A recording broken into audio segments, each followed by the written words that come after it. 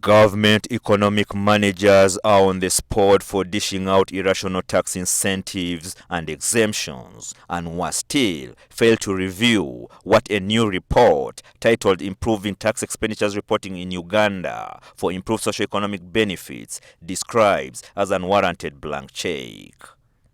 Now, any investor can walk in somewhere in an office and come out with an exemption promise that is not backed by law, and that is where the problem is.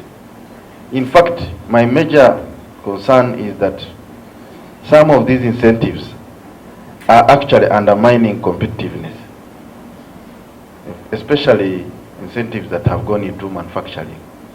If you say that a big industry that has been located in Nakawa for years is not as important as a new player in an industrial park 300 kilometers from here, and then you give exemptions that are actually distortionary, you are actually killing the existing industries.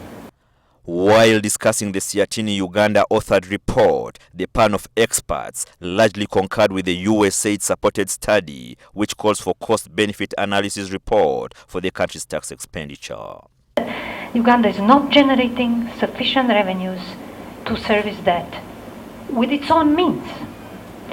And this is why, the tax expenditures have to be looked at in this context as well. Uganda has to look at every possible way to raise more revenues. For the finance ministry, while not denying the problems, they call the nearly 2.5% of the GDP loss, or the 5 trillion shillings, an exaggeration. Ismail Ladu, NTV Business.